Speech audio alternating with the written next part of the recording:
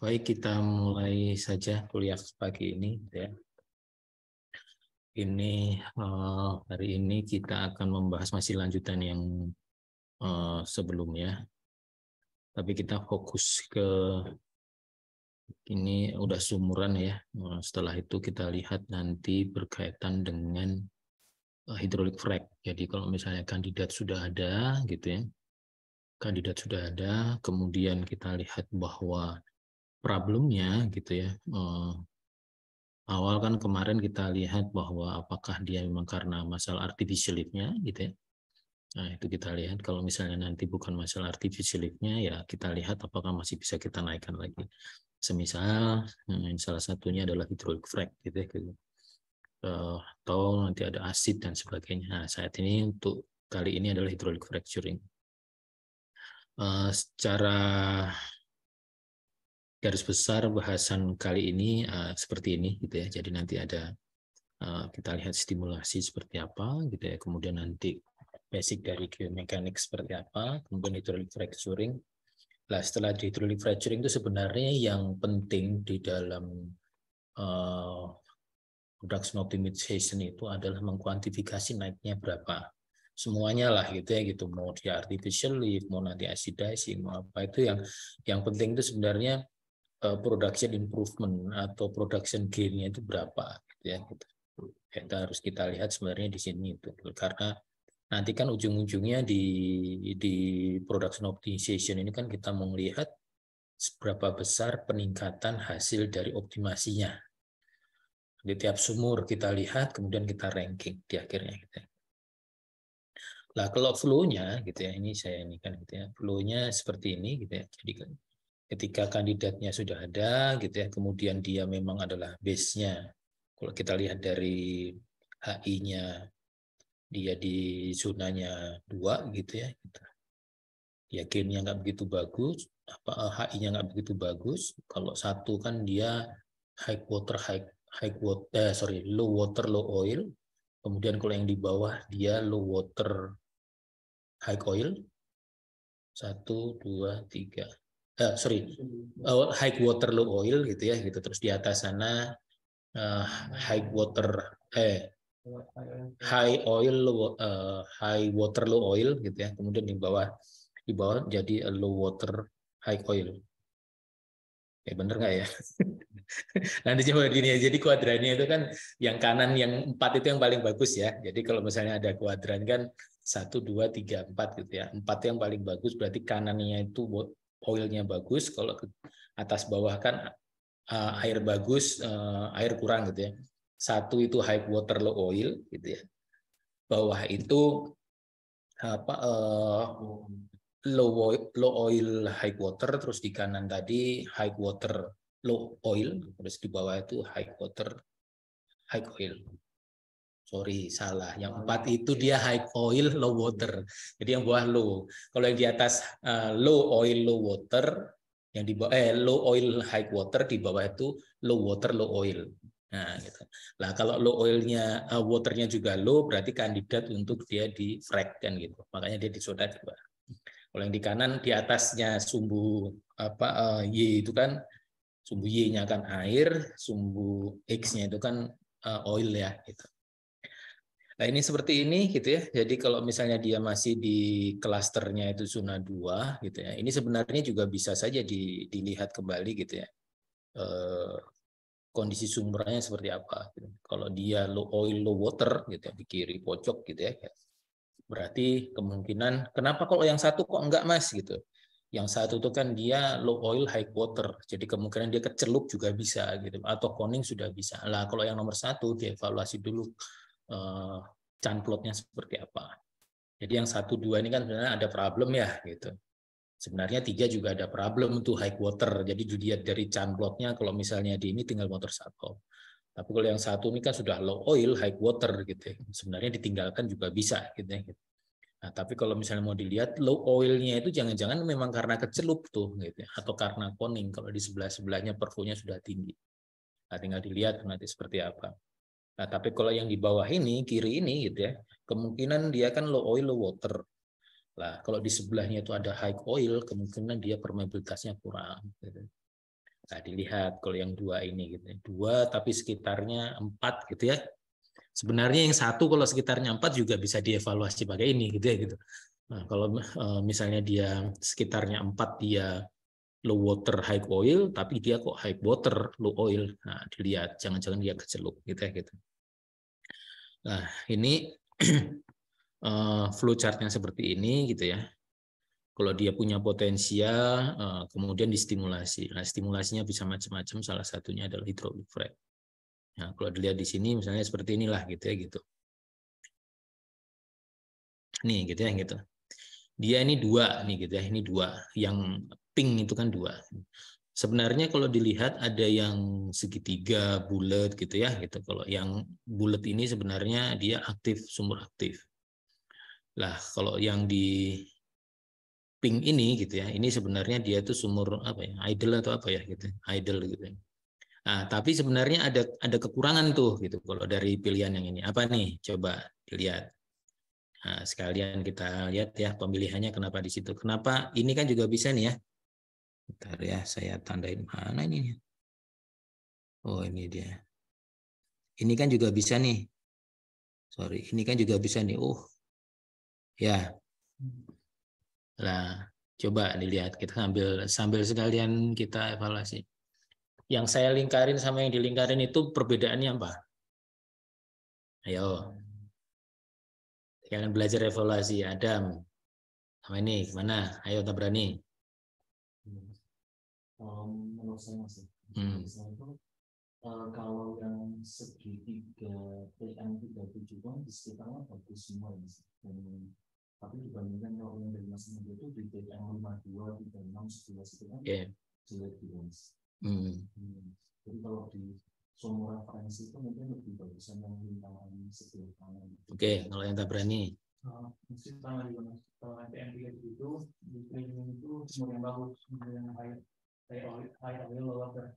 Jadi kalau untuk yang lingkaran yang kedua itu masih banyak sumur yang low oil low water. Jadi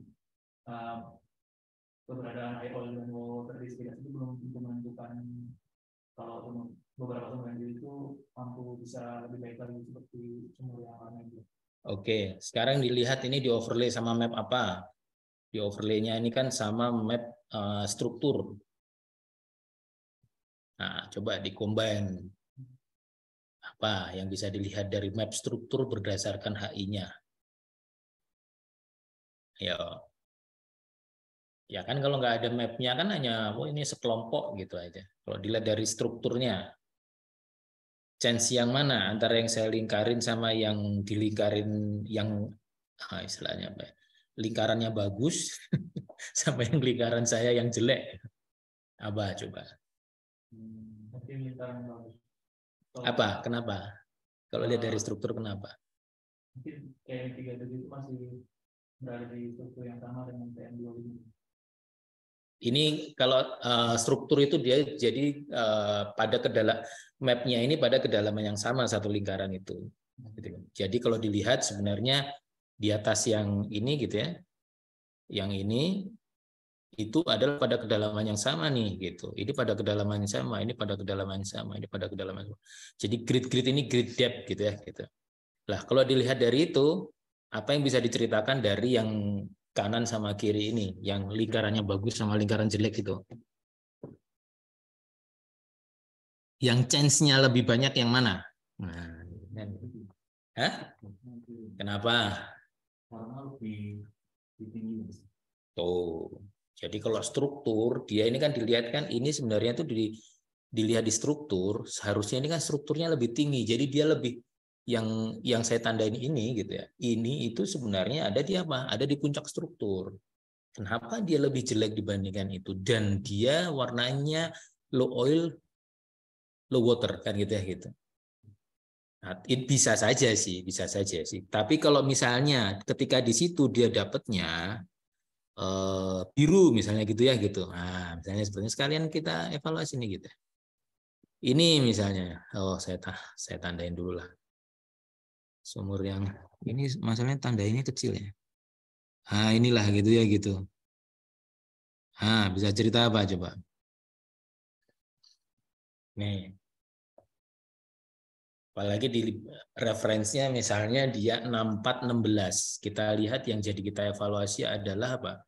17 sama 15. Itu mapnya map struktur gitu ya. Terus 9. 9 itu apa? 9 itu posisinya di apa? High oil, high water. Oke, high oil, high water. Tapi kenapa 64 sama 16 itu low water, high oil? Jelas ya. Ada dua kemungkinan. Satu, TM09 itu saya ngelihat aja langsung tahu. Kenapa? Kalau dia perfo di perfo yang sama, layer yang sama, berarti apa? Dia koning. Ya. Tapi kalau dia nggak perfo di perfo yang sama, kemungkinan ini nggak perfo di perfo yang sama kalau misalnya. Nah, begitu juga yang TM17 tuh gitu. TM17 itu apa? Low oil, high water. Padahal paling rendah itu TM16 tuh. TM16 itu sebenarnya pada posisi lebih rendah tuh kalau dari struktur itu. Ya enggak? Kalau dia lebih rendah berarti apa? Harusnya TM17 itu dia lebih bagus. Kalau pada formasi yang sama. Jadi kemungkinan apa? Kemungkinan pada formasi yang berbeda. Begitu juga TM15. Ya, sebenarnya ini tuh sangat membantu, hanya kita tinggal ngeplotnya sama apa gitu. Nah, ini sangat bagusnya di situ sebenarnya. Makanya kenapa saya usulkan buat melihat kondisi sumuran itu sebenarnya ini bisa cepat dievaluasi. Kita nggak perlu melihat secara data produksinya gitu ya, kita udah tahu oh ini pasti ada problem gitu. Apalagi kalau sumurnya ratusan. Oke. Oke, lah kita itu sudah sampai di kalau dari yang flow-nya itu kita sudah sampai di sini. Ya, di akhir di dekat-dekat akhir lah gitu ya. Composition sama optimization. Salah satunya adalah kita mau stimulasi ini gitu. Oke. Lah, stimulasi selection itu dibagi dua besar gitu ya gitu. Misalnya dia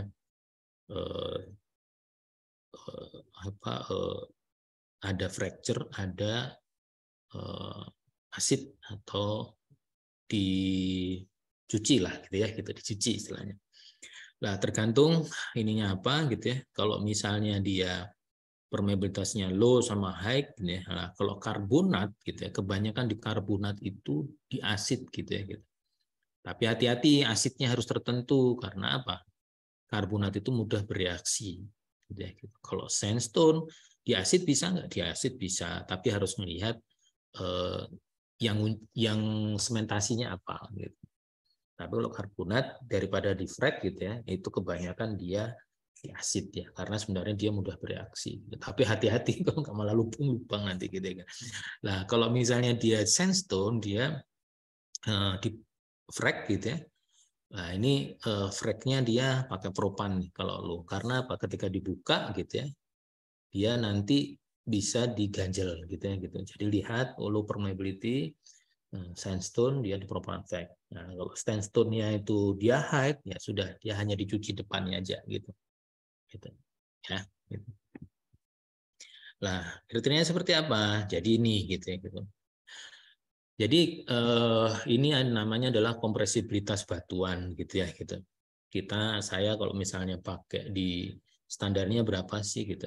3 kali 10 pangkat minus 6 itu standar istilahnya apa ya, rule of thumb-nya atau standarnya relatif kompresibilitas batuan gitu. Nah, ini biasanya juga yang saya gunakan kalau misalnya saya simulasi saya nggak tahu kompresibilitas batuannya gitu ya. Saya pakai 3 kali 10 pangkat minus 6 gitu. Nah, lebih rendah dibanding itu gitu ya. Itu berarti dia lunak kan gitu ya gitu. Lunak gitu ya gitu. Efeknya apa? Efeknya kalau lunak ya agak susah kalau buat di frag. Jadi kalau di frag itu kan semakin keras batuannya semakin mudah kan. Pecahnya makin dalam gitu. Tapi semakin dia lunak semakin susah gitu. Nah, ini oleh karena itu dia bisa kalau dia keras batuannya dia fragnya bisa dalam gitu ya, tapi kalau soft ya hanya di sekitarnya aja, nggak begitu dalam gitu, karena memang Ya sama lah, semakin keras ya kalau diketok ya semakin semakin pecahnya, efeknya semakin besar gitu. Gitu. Nah ini sebenarnya stres batuan itu gitu ya, ada overburden stress, ada horizontal, ada minimum horizontal stress, ada maksimum horizontal stress. Lah yang jadi masalah itu ketika kita ngefrek gitu ya, kita nggak mungkin bisa itu ngangkat batuan lah gitu. Oleh karena itu selalu pasti dia nggak mungkin freknya itu layernya horizontal gitu. Pasti vertikal lah kembangnya. Kenapa? Ya karena lebih mudah yang frek vertikal dibandingkan horizontal. Bayangin aja, saya harus ngangkat overburden stress itu. Mungkin nggak? Ya susah sekali gitu. Nah, gimana sih sebenarnya definisinya gitu ya gitu. Sebenarnya ya hidrolik frek itu sebenarnya dia kita membuat batuan untuk pecah atau rekah gitu ya, gitu. Dengan cara kita memumpakan fluid gitu. Nah, fluidnya bisa apa aja sebenarnya? Fluid itu bisa semuanya, tetapi kalau dia semakin encer, susahnya itu tekanannya butuh tinggi. Oleh karena itu kita butuh namanya fracture fluid gitu ya gitu. Nah, nanti di dalamnya kalau misalnya tipe batuannya itu dia tadi soft dan sebagainya gitu, kita biasanya ada di dalamnya ada butuh propan gitu. Pemilihan propan bagaimana? Pemilihan propan sebenarnya kita juga bisa lihat ada, kita pilih dulu istilahnya apa ya, grainnya itu seberapa. Nanti dievaluasi dulu massnya berapa. Nah, nanti dilihat tuh yang diameter 50 dari ayakan itu gitu ya. Seperti evaluasi di kepasiran gitu ya. Ayakannya berapa gitu ya. Nanti yang 50% itu yang lolos mana saja. Nah, massnya itu kita gunakan butiran pasirnya itu tadi nanti kita gunakan buat size dari propannya berapa. Jadi supaya nanti nggak malah ketika kita frek malah banyak pasir yang keluar tuh. Jadi propannya itu sekaligus buat pengganjal, tapi juga bisa juga sebagai buat penghalang. Kekuatannya berapa? Wah itu ya juga ini gitu. Karena kalau kita tahu dijepit itu berapa. Gitu. Kalau misalnya dia nggak terlalu kuat ya sudah dia hancur lagi gitu, nutup lagi. Nah, kekuatan dari propan itu ada macam-macam, ada yang dari keramik gitu ya, ada dari macam-macam lah jenis propannya gitu. Sizing juga banyak gitu. Oke. Nah, ini gitu ya. Kalau dilihat sebenarnya kenapa kok frek gitu ya. Ya tujuannya tadi supaya meningkatkan produksi pada intinya itu gitu ya, meningkatkan produksi. Nah, kalau di luar biasanya sering dilakukan karena itu sebenarnya frek sama asid gitu ya, sebagai stimulation itu paling gampang lah gitu. Selain paling gampang saya butuh pompa, pompanya seberapa besar, ya, pompanya bisa berupa apa, bisa di mobile service gitu ya, jadi kayak mobil gitu aja, kemudian keliling. Dulu saya lihat teman saya itu juga dulu ahli ngefrek gitu ya gitu. Jadi dia muter aja kadang gitu. Dulu muter aja terus apalagi kalau di Amerika gitu ya. Dia yang punya sumuran itu satu rumah punya dua sumur di belakang itu ada. jadi jadi yang nawarin frek tuh ya kayaknya mau di frek gak sumurnya gitu. Sama distimulasi biasanya gitu gitu. Nah, intinya satu gitu ya. Dia bisa membypass kalau misalnya di sekitar sumuran itu damage gitu ya gitu. Dia bikin channeling lah ke dalam gitu ya. Otomatis ketika dia bisa membypass near wellbore damage, otomatis apa? Meningkatkan drainage area gitu ya gitu. Nah, kemudian apa kalau misalnya di situ ada rekah alami naturally fracture gitu ya. Nah, dia bisa langsung tuh radiusnya jadi nambah karena kalau dia reservoirnya sudah rata tambah lagi gitu ya. Bisa juga mengkonekkan formasi-formasi yang dia kecil-kecil gitu ya, atau berkaitan sama yang berikutnya juga dia beberapa layer yang tipis-tipis. Misalnya reservoirnya itu laminated gitu ya, gitu. Laminated tipis-tipis. Saya nggak mungkin perfu satu-satu ya sudah layernya tebal tapi dia laminated saya frek aja supaya dia connect semua gitu.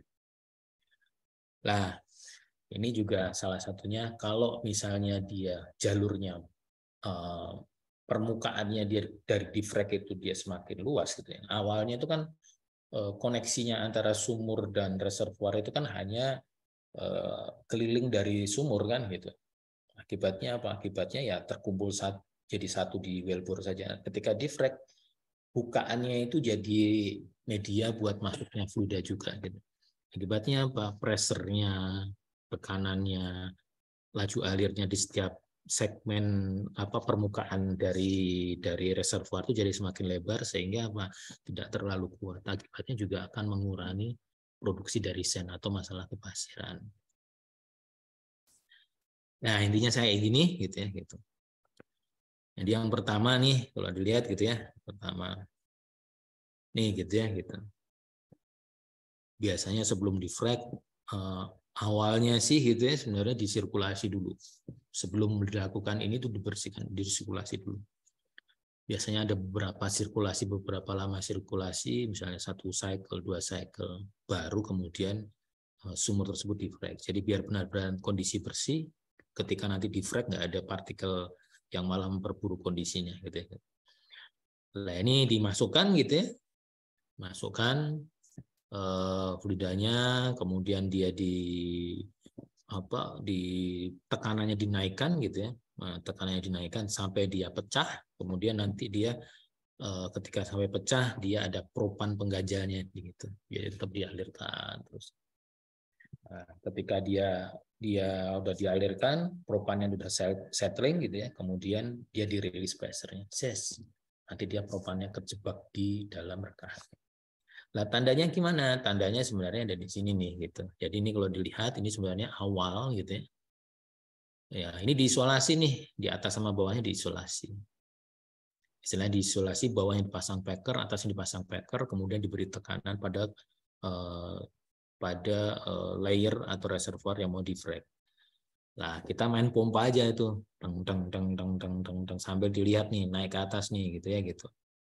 Jadi di sini dilihat sampai naik ke atas gitu ya, sambil kita lihat pressernya gitu ya. Nah, ketika dia sudah mulai ada breakthrough gitu ya, ini gitu ya, ini gitu, dia stabil aja gitu, berarti dia bakal bisa naik lagi. Awalnya dia akan ngelawan gradien formasi gitu ya gitu, tekanan formasinya. Ketika dia sudah ada naikan kecil ini gitu ya, naikan kecil ini gitu ya gitu. Berarti ini tekanan maksimumnya di sini. Ya sudah dibikin stabil aja. Nah, ini biasanya sudah masuk nih, mulai masuk. Nah, ini kemudian masuk lagi nih ininya. Propannya masuk nih. Setelah sudah selesai, baru dia dirilis jazz. Jadi propan itu Di belakangnya langsung di tekanan. Jadi tekan terus iya kan nggak bisa masuk kalau nggak gitu. Jadi ditekan dulu. Tekan dulu gitu ya. Nanti udah mulai tinggi. Sebenarnya sih bisa kalau tahu sudah kebiasaan gitu ya. Ini kan sebenarnya bisa udah tekanan di situ tuh fracture gradient gitu ya istilahnya gitu. Kan ada fracture gradient itu rule of thumb-nya sebenarnya sekitarnya 0,75 ke atas gitu ya gitu. Jadi kalau misalnya kedalamannya 1000, tekanan reservoir itu biasanya 0,4233 rule of thumb-nya. Jadi kalau misalnya kedalamannya 1000 gitu ya, 1000 feet biasanya pressernya itu 400-an gitu ya, 420-an. Lah fracture gradient itu biasanya 0,75 ke atas atau malah bisa 1 PSI ke atas, 1 PSI per feet gitu ya. Jadi kalau misalnya 0,75, kita ambil aja 0,75. Kedalaman 1000 berarti fracture gradient itu 750. Jadi kalau kita lihat di situ pressernya 400 biasanya bisa 2 kalinya kan gitu. Lah, gitu. Tekan des. Nah, kalau saya tahu kisarannya fracture gradientnya, ya sudah, langsung ketika dia sudah mau sampai ke fragnya, langsung propannya juga saya masukkan. Jadi ketika dia pecah, dia langsung masuk. Tapi kalau saya nggak tahu nih, gitu, ya sudah diinikan lagi, gitu. Dicoba sampai dia. Tapi biasanya bisa dihitung sih, sudah kelihatan lah ini. Pakai rule of thumb itu sudah tahu. Gitu. Nah, ini kalau udah pecah ya sudah. Gitu. Ini yang bawah apa nih? Yang bawah ini apakah casing pressure, apakah ini yang atas ini pompanya, tekanan pompanya, gitu. Kalau misalnya udah masuk dia akan kemudian propannya diinjek masuk. Ada aliran lah. Propannya masuk, Selesai baru dia di shut, ditutup gitu. Oke.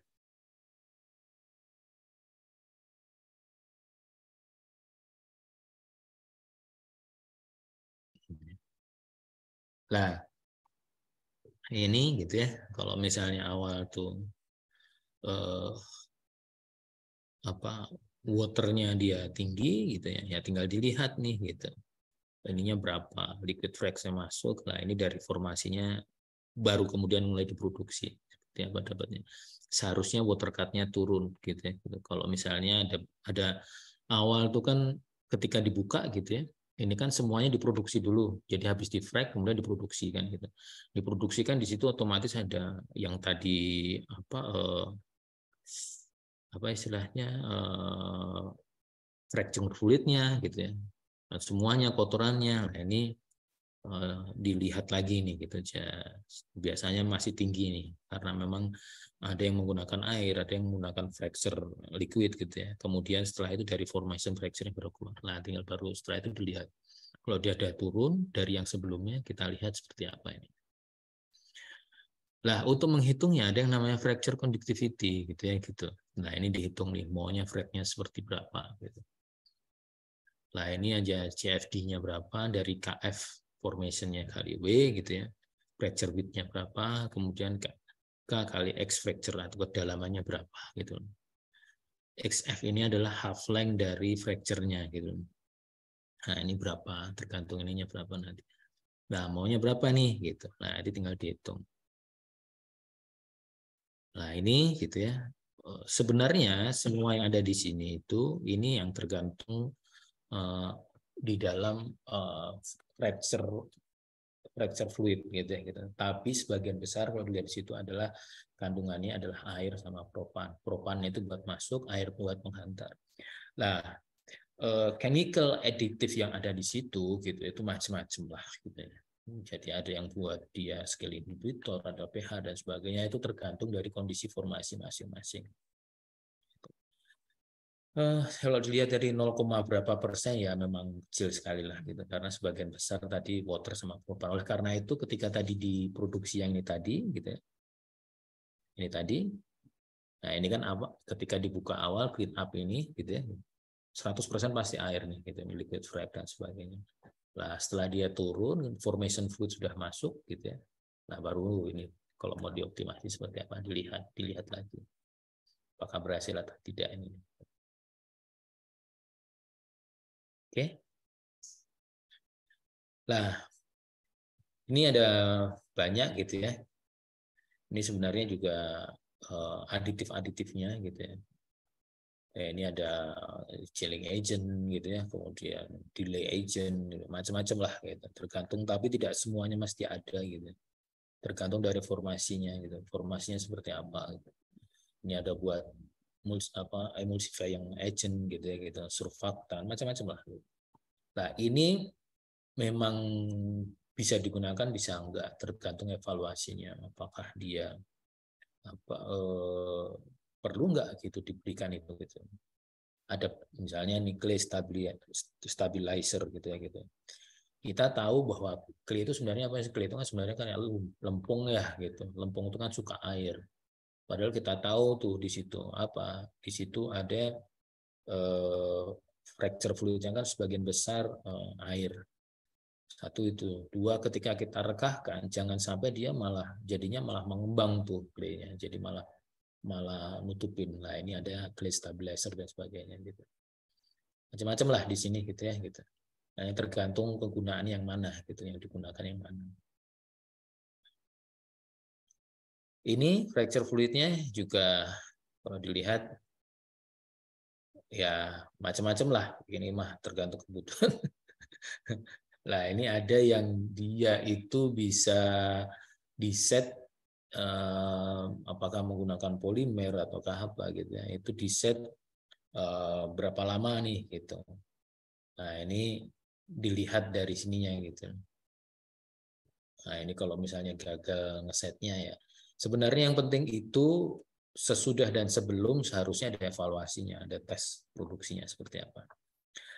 Lah fracture geometri gitu ya. Ini ada dua sebenarnya, dari dulu nggak tahu sebenarnya, sekarang mestinya ada yang lebih baru gitu ya gitu. Dari dulu tuh saya taunya ya ini hanya PKN sama FGD atau apa gitu, nanti coba lihat. Ini ada dua bentuk gitu ya, yang dari dulu zaman saya kuliah juga pakainya PKN sama FGD gitu. Nah ini keduanya itu perbedaannya, dia ada yang buat istilahnya tebal, tinggi gitu ya, tinggi tapi nggak dalam gitu ya. Yang satunya itu nggak dalam, nggak tinggi tapi dalam, nah gitu. Jadi yang satu, kalau yang satu itu dia apa, ini itu biasanya buat yang low permeability. Low permeability berarti apa? Berarti dia benar-benar harus radiusnya harus dalam tuh, supaya dia radius pengurasnya dalam. Gitu ya. Nah, kalau yang ini gitu ya, yang PKN ini dia karena low permeability berarti harus dalam kan. Nah, kita fokuskan untuk radiusnya supaya lebih masuk ke dalam gitu. Nah, ini PKN nih gitu. Lah, karena low permeability gitu ya. Tapi kalau KGD kok FGD, KGD ini dia itu buat high permeability. Kalau high permeability biasanya problemnya itu ada di sekitar sumuran.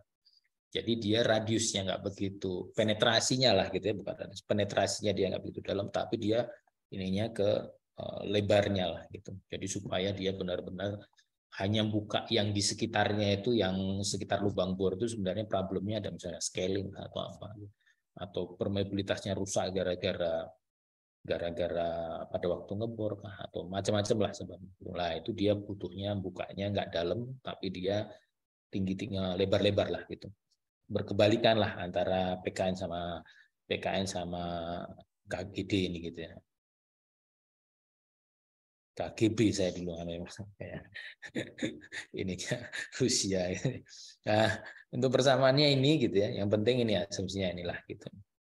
Nah, tadi ingat gitu ya, HF itu adalah half length gitu ya.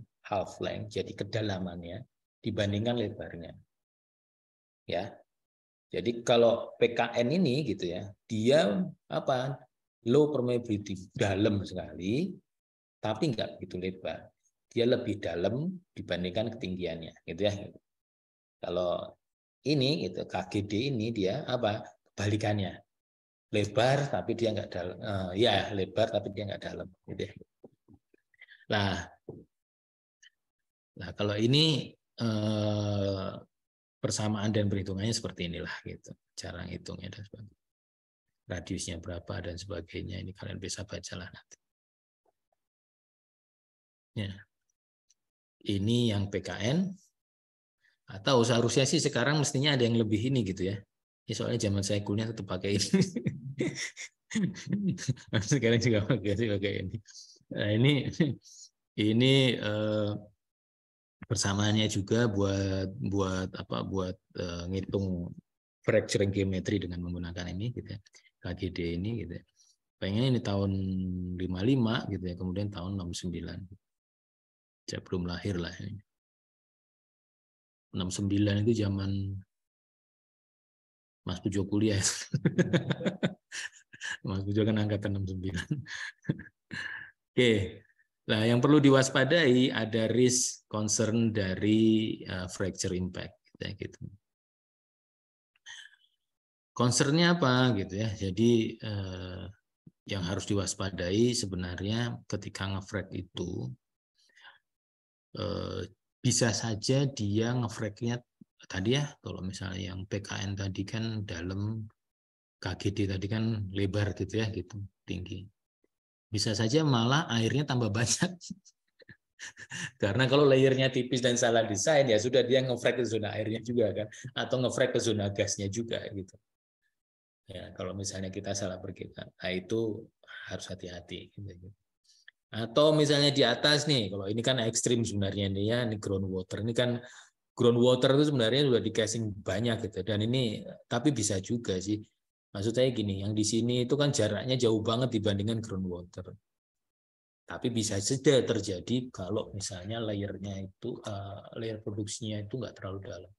Kayak misalnya punya Chevron gitu ya, gitu itu kan hanya 200 meter. Ya, mungkin aja lah gitu. Makanya harus hati-hati. Karena kalau terlalu besar tekanan rekahnya gitu. Rekahnya itu kadang namanya batuan kan, ya kita memang arahnya pengennya ke sana. Kapan bisa nggak karuan kan gitu. Sama seperti kalau misalnya kita ada blowout dan sebagainya, kalau tekanannya terlalu tinggi kan ngefrek rekahnya kemana-mana. Nah sebenarnya yang ditakutkan seperti itu, menginvasi zona-zona di lain yang seharusnya nggak kena groundwater kan, atau layer-layer yang harusnya nggak saling terkoneksi jadi terkoneksi lah. Gitu. Nah, itulah sebenarnya. Nah ini juga kalau ini mah ini standar gitu ya, dan inilah gitu. Apalagi ini ada yang masalahnya industri earthquake gitu ya gitu. Ya bisa iya bisa enggak lah gitu, tapi ya kalau terjadi juga agak-agak inilah agak-agak sulit lah gitu. Tapi it's okay. Namanya kita apa? Ini kan bahayanya sudah kita lihat dulu.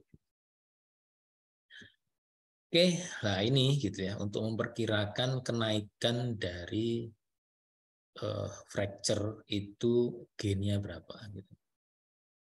Nah ini kalau dilihat ini ada Prats gitu ya gitu untuk memperkirakan naiknya akan jadi berapa gitu.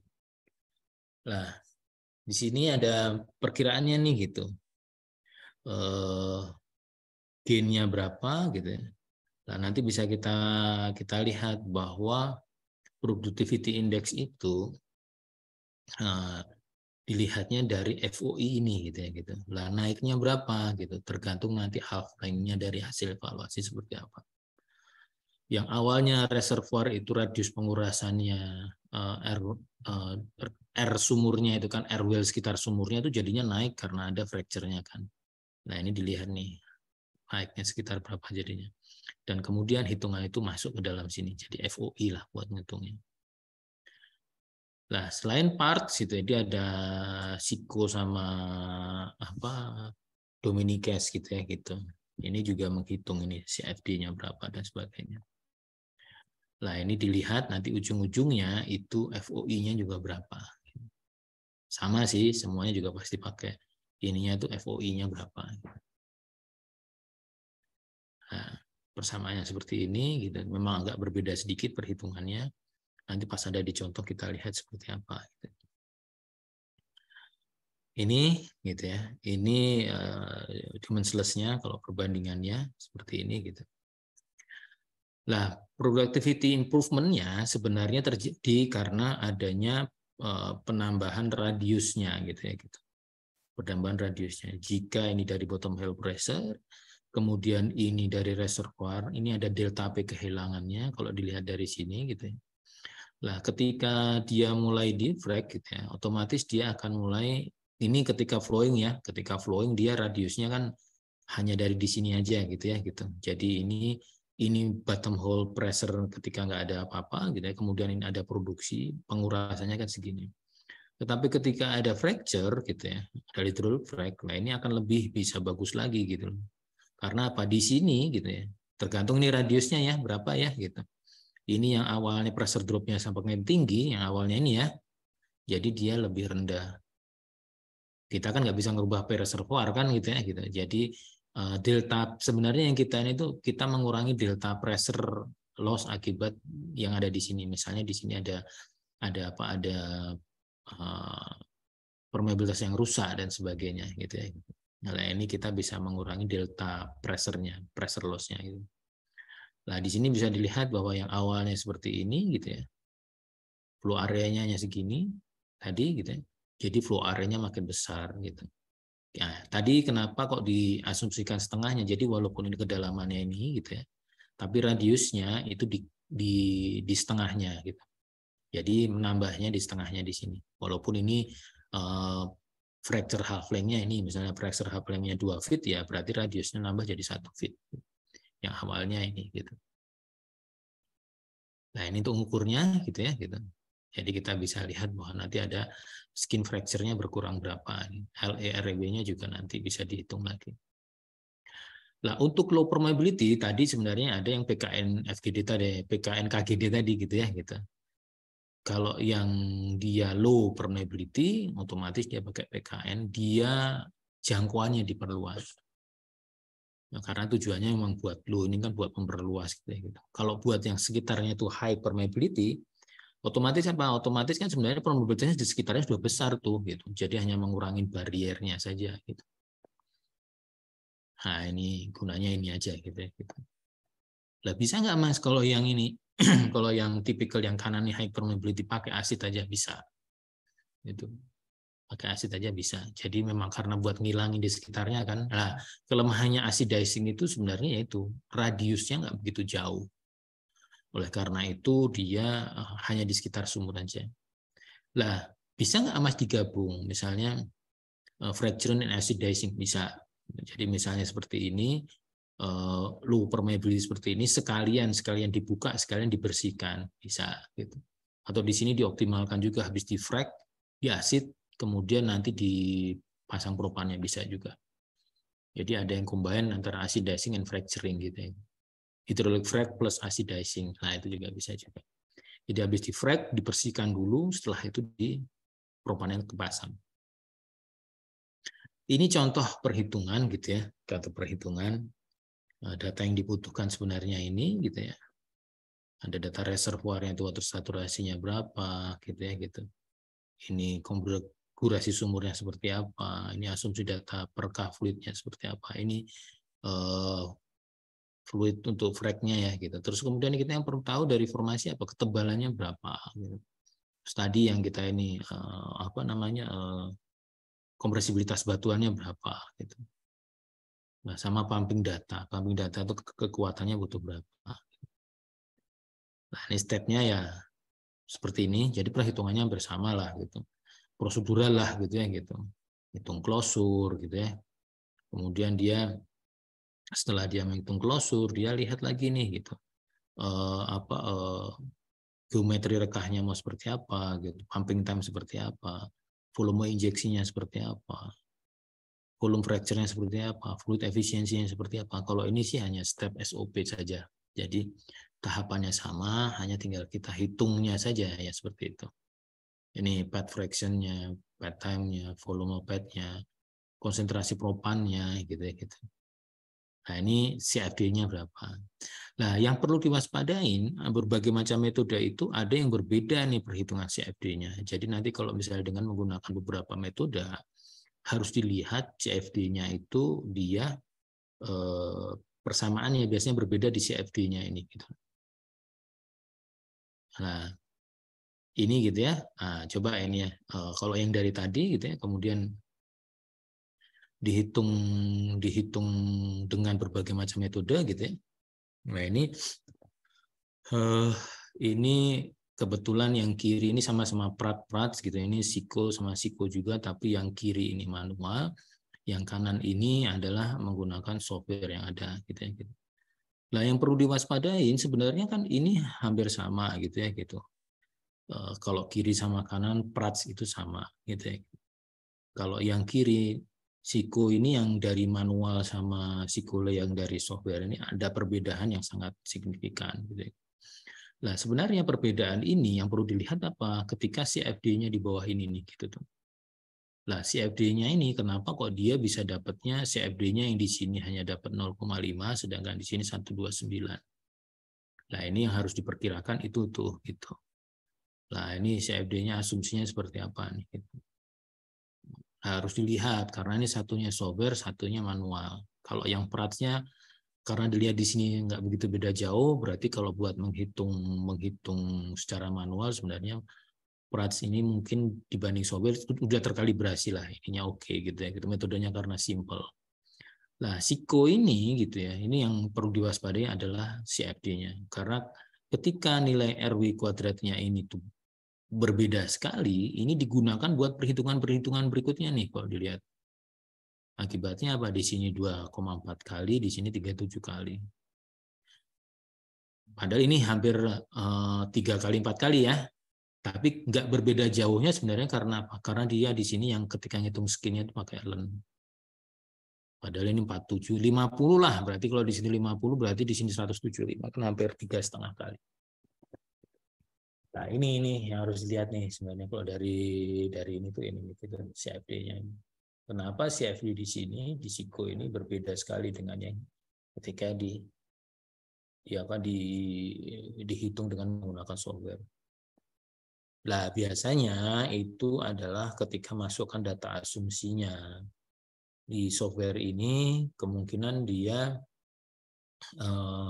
ada defaultnya berapa, sedangkan di sini dimasukkan manual berapa. Ya tinggal kita lihat nanti di SIKO ini kayak gimana nih gitu. Ketika menentukan CFD-nya itu gitu. Nah, yang dihitung di mana nih gitu. Ya.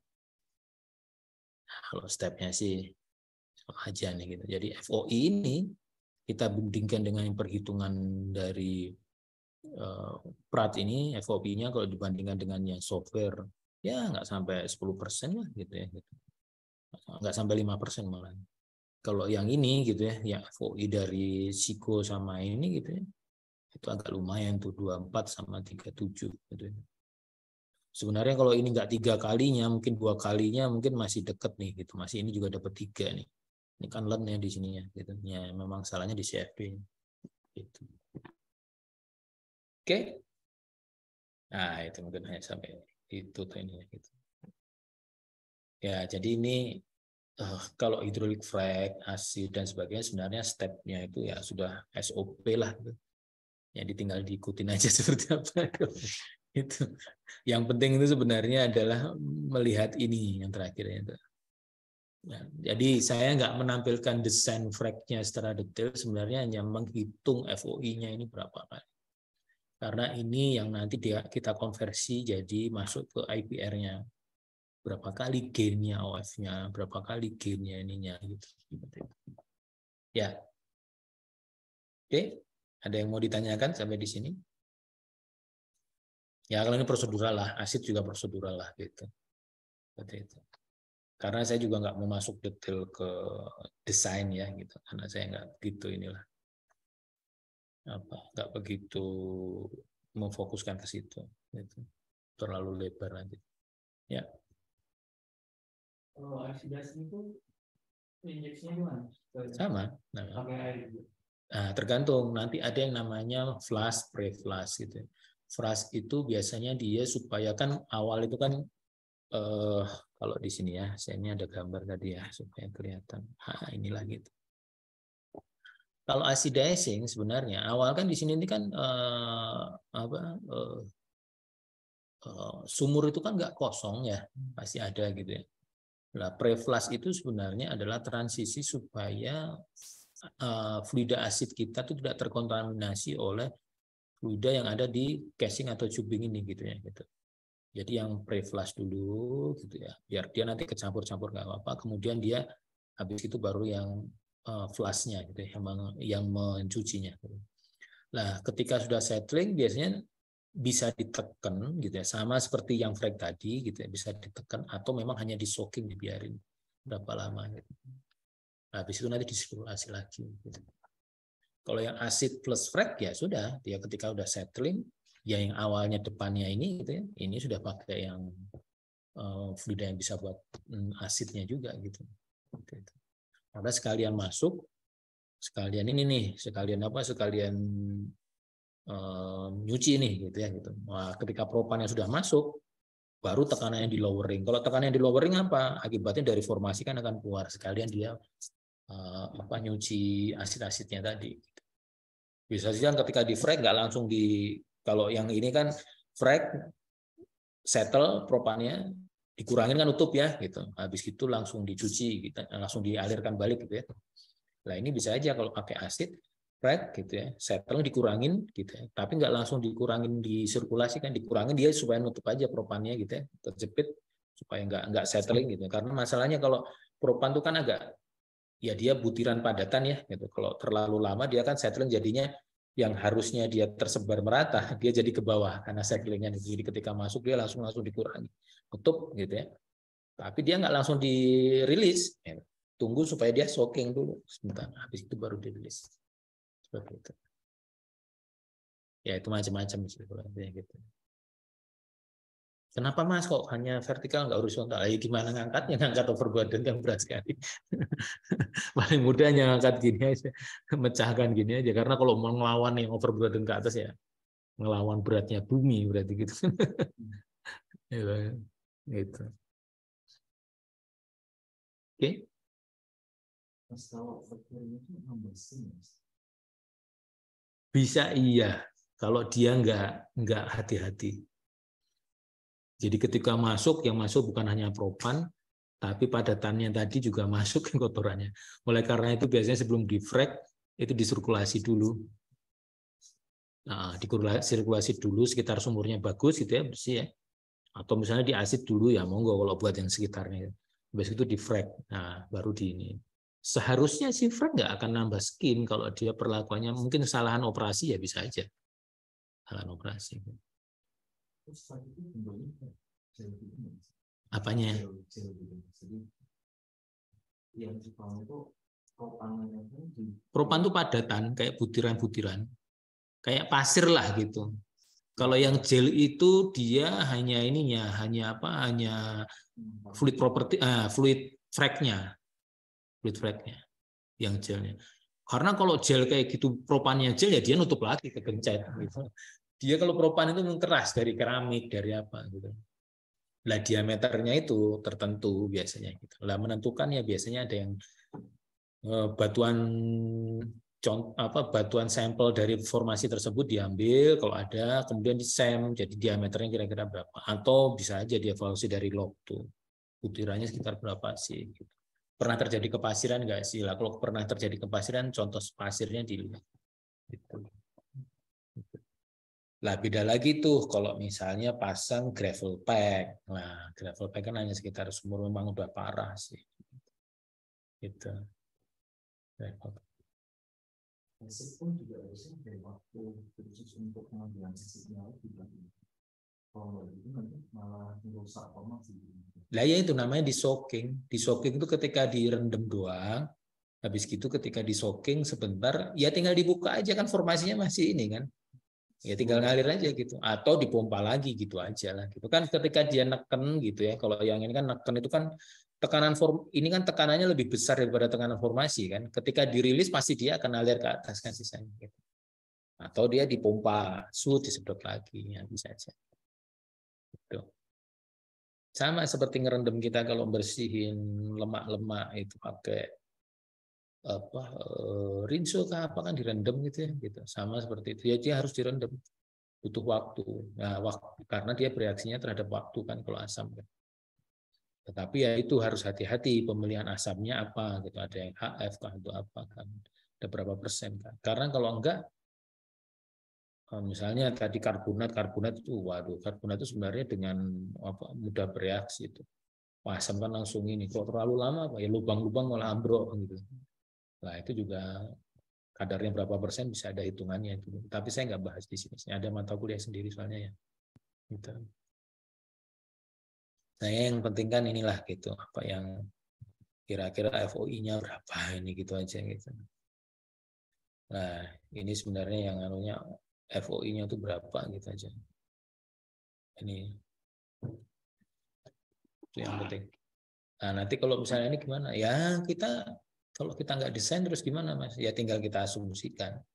Yang paling paling ini berapa nih gitu. Misalnya R fracture-nya berapa, SF-nya berapa, ya sudah bisa kita asumsikan. Terbaiknya biasanya standarnya berapa sih rule of thumb-nya. Nah, itu yang kita masukkan, kita akan dapat tuh FOI-nya berapa. Tuh. Ya, yang awalnya RE-nya. Ini kan sebenarnya yang ini kan RE sama XF ini kan memperlihatkan yang ini loh. Yang awalnya hanya segini gitu ya, segini, kemudian sekarang jadi ini gitu loh. Lah, yang keduanya ini kan sebenarnya XF-nya ini kemudian dibagi dua gitu. Jadinya ini. Ya sudah seperti itu. Gitu. Oke, sudah pertanyaan? Izin tanya, Mas. Ya, Mangga Ari. Mas, kalau umpamanya injek propan itu ada jangka waktu tertentu nggak ya, Mas? Propan itu bisa bertahan gitu untuk memperbesar permeability-nya atau kita perlu reinjek propan ya, Mas? Nah, kalau itu bagus. Jadi gini, sebenarnya yang jadi masalah itu kita harus tahu yang tadi kan kompresibilitas batuan ya. Lah itu sebenarnya ngaruhnya ke kekuatan dari propannya. Karena propan itu ada yang bahannya keramik, ada yang bahannya pasir dan sebagainya gitu. Semestinya gitu ya, semestinya gitu. Itu propan itu ya bertahan selamanya gitu ya gitu. Tapi namanya ketika terjepit di sini gitu ya, dia kan dijepit gitu ya di sini gitu ya. Itu kan bisa saja dia kalau formasinya nggak kuat gitu ya, lemah gitu ya, otomatis apa ya dia mendelep aja kan gitu ya gitu. Tapi kalau misalnya batuannya kuat, terus kompresibilitasnya, formasinya juga kuat, ya bisa saja dia pecah gitu. Nah itu ada hitungannya memang Ari, bahannya harus apa dan sebagainya gitu. Mestinya bisa kita lihat, kita evaluasi by time sih, apakah PI-nya itu yang awal setelah di frag itu naiknya berapa, kemudian trennya kok lebih turun lebih cepat dibandingkan sebelumnya nih. Lah jangan-jangan dia memang sudah rusak propannya gitu. Gitu Ari. Baik Mas, terima kasih Mas. Ya itu memang bahan dari propannya sih gitu. Harusnya dievaluasi lagi gitu. Sip. Good. Ada lagi pertanyaan? Izin tanya Mas. Ya, mangga. Mas, kalau fracture itu dia hydraulic fracture itu tekanannya itu harus ada spesifikasi berapa kalinya tekanan formasinya itu nggak sih Mas, biar fracnya itu nggak terlalu besar gitu Mas? Ya. Jadi sebenarnya setiap ya saya lihatkan dulu. Ada yang namanya fracture gradient. Setiap formasi itu berbeda-beda tergantung jenis batuannya. Ya, ada. Nih gitu ya gitu. Yang ini. Jadi tandanya itu sebenarnya kalau gradient pressure itu gitu ya kan 0,433 psi per feet. Jadi kalau tadi saya kasih contoh kalau misalnya kedalaman dari yang mau di frag itu 1000 feet, tekanan reservoirnya sekitar 430-an, 423 itu ya 420-an lah, 23 gitu, 420-an. Lah fracture gradient itu rule of thumb-nya sekitar 0,7 psi per feet sampai 1 ke atas tergantung dari formasinya keras enggaknya. Tapi rule of thumb-nya sih fracture gradient itu 0,7. Jadi sekitar jadi kedalaman 1000 feet, tekanan reservoirnya itu 420-an, 4,233, sedangkan fracture gradient itu 0,7, 700. Jadi kita harus memompa sampai yaitu tadi fracture gradient sekitar 0,7 atau 700 psi. Itu rule of thumb-nya gitu ya. Lah apakah harus 2 kali Mas atau 3 kali? Lah tergantung. Sekarang tekanan reservoir itu kan bisa saja dia rendah kan kalau udah diproduksi lama gitu ya. Misalnya jadi 200 gitu ya gitu. Jadi 200 ya sudah, mau nggak mau tetap kita bukannya 2 kalinya tekanan reservoir tapi harus menuju ke fracture gradient tadi tetap ke 700 gitu.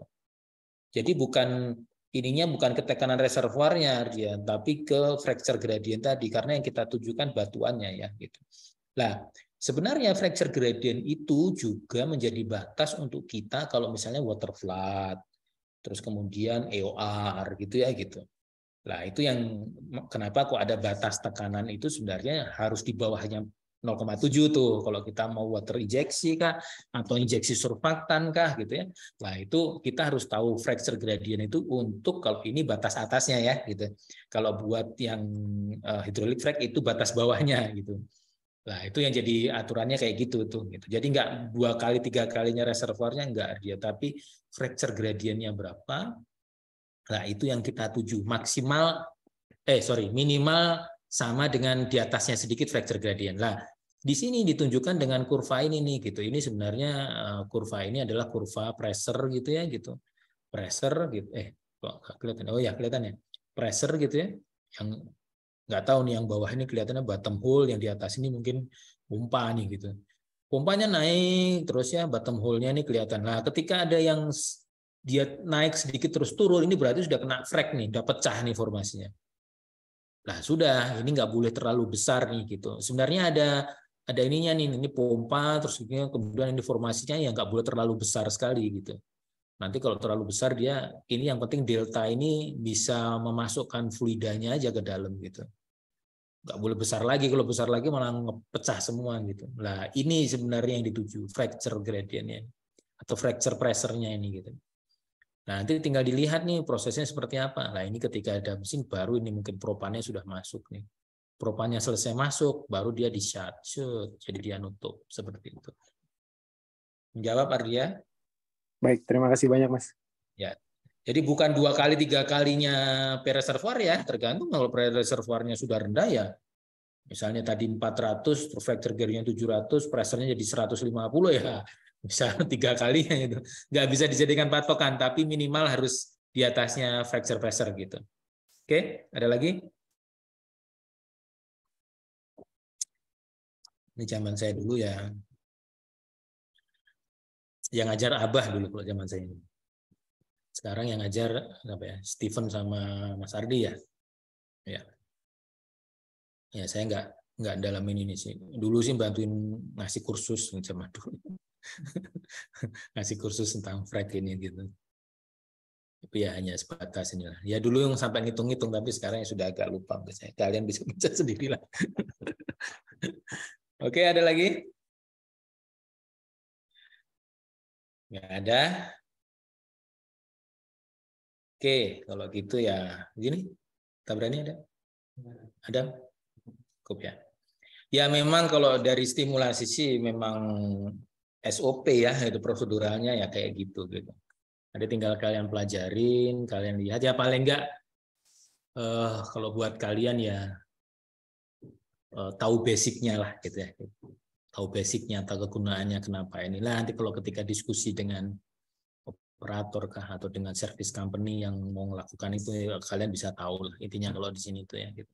Tapi kalau mau mendalamin mah enggak, nanti kalian ke tempatnya Mas, ikut kelasnya Mas Ardi. Itu saja mungkin. Terima kasih sudah berpartisipasi. Nanti kita lanjutkan minggu depan. Tapi kelihatannya minggu depan ini ya UTS ya. Ya nanti kita lihat seperti apa lah. Oke, makasih. Wassalamualaikum warahmatullahi wabarakatuh. Waalaikumsalam warahmatullahi Tutup ya. wabarakatuh.